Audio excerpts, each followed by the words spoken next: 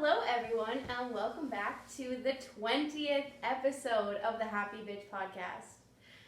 I'm sitting in front of the sign a little bit. That's because my pup's sitting beside me here. Anyways, so today, the 20th episode, we are going to be talking about seasonal depression. With the weather getting a little cooler. There we go. With the weather getting a little bit cooler, I know that this is going to be an issue for some of us, if not all of us. And let's just say COVID doesn't exactly help. So let's get this started. Seasonal depression. I looked up the term Seasonal Affective Disorder, or SAD, is a mood disorder subset in which people who have normal mental health throughout most of the year exhibit depressive symptoms at the same time of year, commonly winter. Common symptoms include sleeping too much, having little to no energy, and overeating. The condition in the summer can include heightened anxiety. Basically, when it's winter, we're not with our friends as much. We are maybe staying in the house a little bit more. We're not getting that vitamin D like we normally would. It can affect us. And today we're going to talk about in which ways it affects us and how we can hopefully beat those winter blues this year. I don't know about you guys, but where I personally live right now, we are getting into our fourth wave of COVID. So that's lots of fun. Not. Cases are on the rise again. On the positive side, quite a few people have vaccinations. So in theory, that should really help us stay on the right side of things for this upcoming cold period of time. The number one thing that is going to happen when you have SAD, or Seasonal Affective Disorder, is you're going to be super tired. Personally, for me, I'll just come home after work in the winter normally. I'll take my bubble bath, and then I will sit on the couch with my blankets and my dogs and have a good time. Or so it seems. Normally in the summer, I am the kind of person who comes home after work and I cook and I clean and I sell my Scentsy and I record podcasts and I walk my dogs and I exercise and all these other things. But in the winter, I kind of just lose my drive to do all those things. And it sucks. And as I'm beginning to feel the coldness come on this year, I want to do everything that I can to not have this happen this year. So it's only October, and I figure if I start working on this stuff now, then I'll be good to go by the first snowfall. Another way that you know if you are falling into seasonal affective disorder, SAD. It's kind of a weird the way that works out, because we are sad at that time. You will withdraw from life. You will alienate yourself from social activities and hobbies, like I was just saying. This may include loss of interest in daily activities, favorite pastimes, lack of interest in daily activities and sex, or maintaining personal hygiene. I just took a mental health first aid class. And in that class, we learned that usually when people are depressed, one of the first things that you're going to notice is their lack of give a fuck, more or less. You know, maybe they haven't washed their hair recently. Maybe they're normally the kind of girl who always has their nails done and, you know, their nails are just, they're not looking right. Maybe their teeth are turning yellow and they don't really seem to give a fuck. These are all signs of depression. So what you can do if you notice somebody's having these signs of depression is just talk to them. Ask them how they're doing. These little gestures can go a long way in making people feel that they're not alone. Another thing that can happen is maybe you're going to lose some of your focus. You're going to have issues with your memory and concentration. Many describe a lack of focus as difficulties with remembering appointments to severe inability to make simple and routine decisions, what to eat and what to wear. These are going to be severe cases of SAD. When you're struggling just to decide what to wear and or what to eat. Although I struggle with choosing what to eat a lot. Just in the sense that, like, I try to do intuitive eating. This podcast is just one big tangent already. I'm sorry, you guys. I will stay on point. I try to do intuitive eating. So basically with that is you just, like, think of what you want to eat and, like, try and, like, feel what your body is telling you to eat. And then you eat it. But sometimes it's like, my intuition's off, and how can I have intuitive eating if my intuition is off?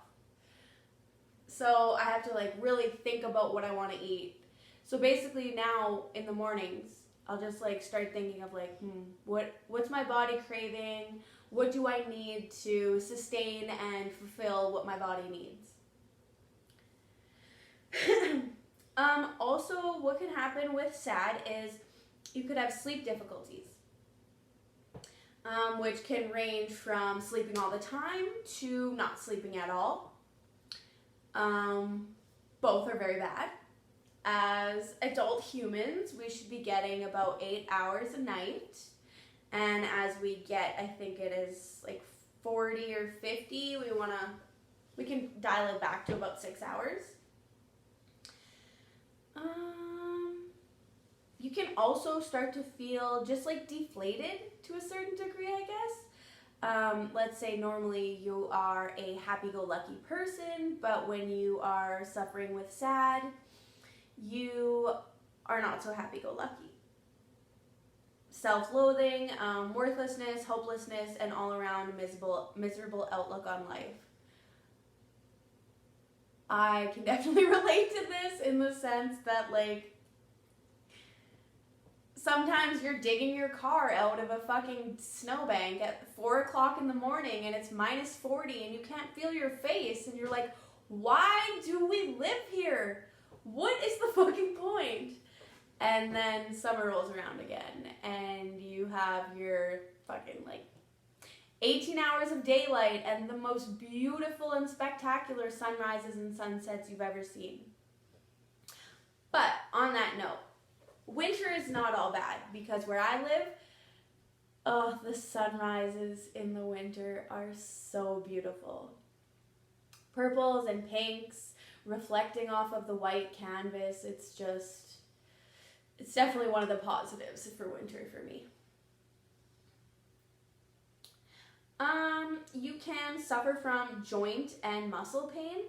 I always thought that I was suffering from joint and muscle pain because of the cold and, like, basically just, like, freezing your muscles, and then that's why you feel pain. But I guess it's also a symptom of seasonal depression. It also says you can get aches and pains throughout your whole body, and it's for no apparent reason. This one goes to say with all types of depression and anxiety. Irritable. Someone may come across as they're super irritable and they're just being a bitch and that's just the way they are, but in actuality, they have reached the end of their fuse. They are struggling to know what the point of living is anymore, let alone how to correctly answer you in a proper way, and here you are taking it personal. Just remember that, yes, people should be kind to one another, but if someone isn't being kind to you, don't take it to heart. Maybe think about have empathy. What's going on in their lives?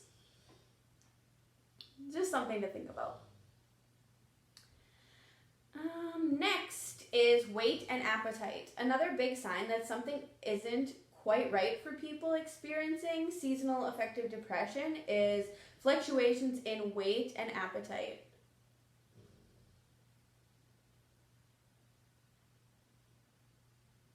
I don't know if you can hear that, but my dog is snoring and it's so cute.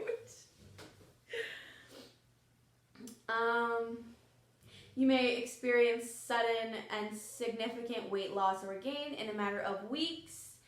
You may lose interest in food or use food as a way to comfort your emotions. Guilty as charged. I don't know about you, but sometimes in the winter, I just like to get a big bag of fast food on the way home and just munch the fuck out. I'm not saying it's a bad thing to do this once in a while because, girl, treat yourself, right? But at the same time, when you are grabbing a bag of takeout 3 to 4 times a week, maybe reassess why you're doing those things.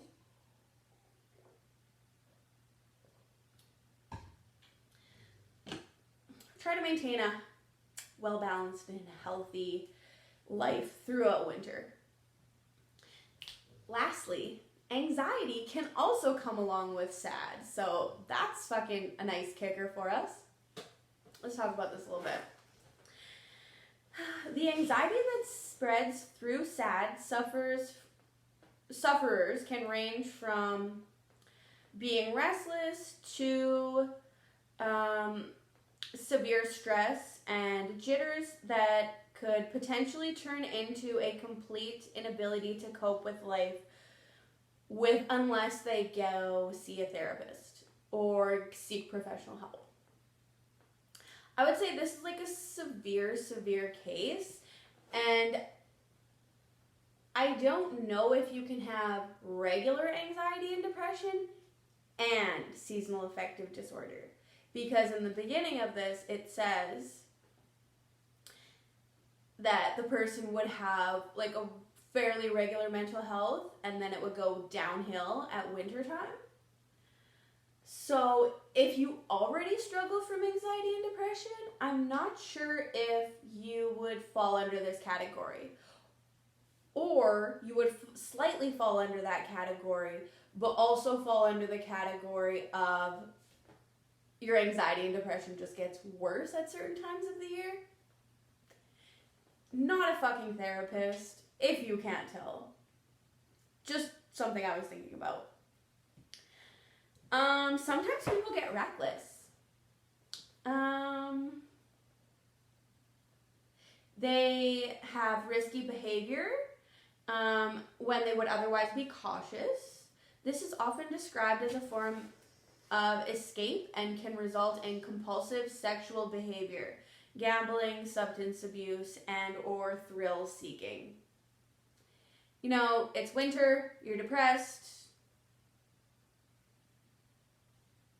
you're gonna make some risky decisions. You're gonna wager your whole rent money on black at the casino. I don't know. That one I can't really relate to as much as the other ones, but I guess it's like when you want to be impulsive. Like sometimes for me, I'm like, I want a new car, or I want to renovate my house, or just get a little idea in your head and you're like, gotta do this now. Slow the fuck down. There's no rush. So I know sorry, my dog has left the building. So I know I just explained all of these horrible things and all of the side effects that come along with seasonal affective disorder, but I'm here to tell you that there is hope. I have a list of ways that we are not going to get depressed this year. So I'm going to commit to doing these things, and I hope you can too, because fuck depression this year. And I know it's easier said than done, but I'm going to try my damnedest to not fall into depression this winter. One of the main ways you can do this is regularly exercising. This one is so fucking hard. And I just lost like 15 pounds for my wedding. Excuse excuse me. If any of you guys watch Where My Mom's At with Christina P., just know that she is my inspiration for burping on camera, because she'll tell you to burp into the mic. Not that I know her personally, just heard her say this to other people on her podcast. Christina P., if you ever see this, you're fucking amazing. Holla at the happy bitch and have me on your podcast. So, I just lost 15 pounds for my wedding. So, in theory, I should be able to lose more weight, or at least exercise regularly. I don't know what it is. At the beginning of the day, I think to myself, I'm going to go home and I'm going to work out. And then I just don't. So that's one of my goals. 2 is to start working out more regularly, because I notice a huge difference in my mental health when I do. And I fucking love it. But I can't seem to stay consistent. So let's see. I'm going to try really hard. Another way that you can hopefully beat sad this year is make social plans. It can be tempting to come home after work every day with your big bag of fucking fast food and sit in front of the TV. You know what? You know who else likes TV and fast food? Your friends. So it doesn't necessarily have to be a let's get 10 of us girls and let's go out dancing and go for supper and go get our hair done and all these things. No, it can literally be as simple as inviting a friend over to eat some cheeseburgers and maybe have a drink or smoke a joint or just play with the dogs, go for a walk, just sit there and watch TV together, whatever it is. Being around people is really going to help you as to not fall into depression. Granted, those are people that you like. Keep that in mind. Oh, this one I'm very excited about. And I think I am going to have a harder time falling into depression this winter, because we have a lot of exciting things coming up this winter. And by a lot of exciting things, I pretty much just mean one huge epic trip for my cousin's 30th birthday. Normally when I do winter trips, it's like Mexico or Vegas or somewhere hot. This year we are actually embracing the cold, and we are going up to Banff and Lake Louise, and one of our goals is to skate on Lake Louise. So plan a trip. I don't even care if you just drive to the next city over, or go to a small town, or just go on a trip. I don't care if it's with your mom or your boyfriend or your best friend, or fuck, just yourself. Just plan something so that you're not just waiting for winter to be over. Ooh, this is good. Get as much sun as you can and soak up that vitamin D whenever possible. We cannot stay in our house for 5 to 6 months and expect nothing to happen to us. We are basically a plant. We need light and we need water. Sorry if you can hear my dogs barking. Their dad just got home.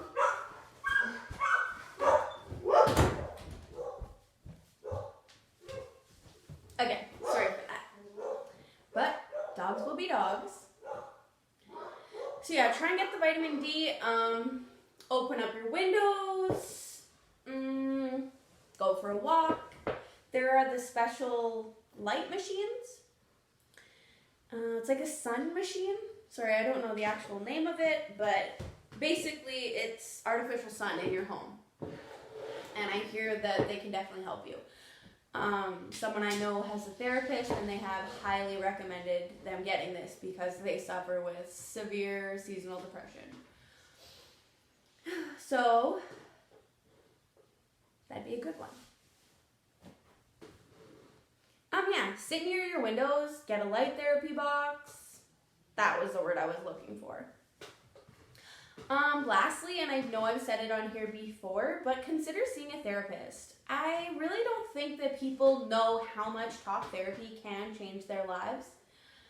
It kind of just helps you settle everything that's going on in your own mind, and sometimes it can be validating if you maybe weren't validated as much as you needed as a child. So that could be super helpful. So you can go to an in-person therapist, or you can get on, not sponsored obviously, but you can get on BetterHelp. I hear a lot of good things. A friend of mine at work is actually using BetterHelp right now, and she says it's fantastic.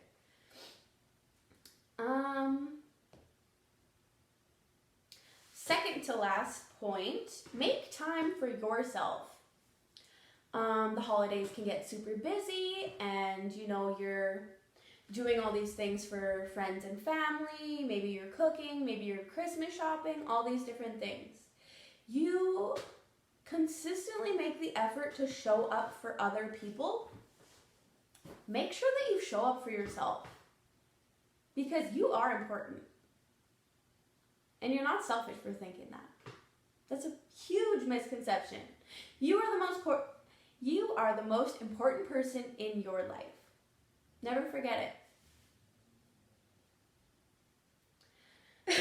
So yeah, just take time for yourself, whether it be going for a bubble bath or reading your favorite novel or anything. Whatever you like doing, make sure you make time for it. And lastly, I don't really know if I agree with this one because I am a carb queen.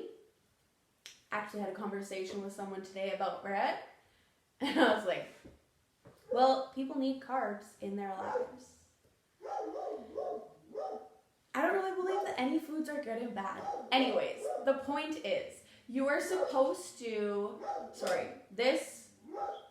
from the research I have done, it says to avoid carbs. During the winter, you're most likely to turn to comfort food. And what is comfort food usually? Pastas, soups, burgers, grilled cheese. It's a lot of carbs. Maybe switch out some of those carbs for some cauliflower bread or something.